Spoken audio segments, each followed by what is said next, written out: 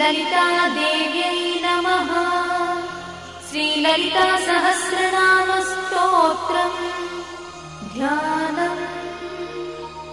अरुणां करुणातरङ्गिताक्षीं द्रुतपाशाङ्कुशपुष्पबाणचापाम् अणिमाधिविरावृतां मयूखैः अहमित्येव विभावये Bhavani.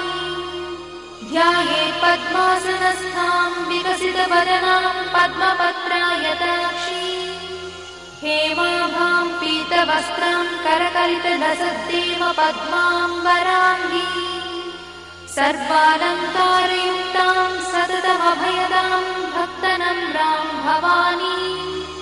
श्रीविद्यां शान्तमूर्तिं सकलसुरन्तां सर्वसम्पत्प्रदात्री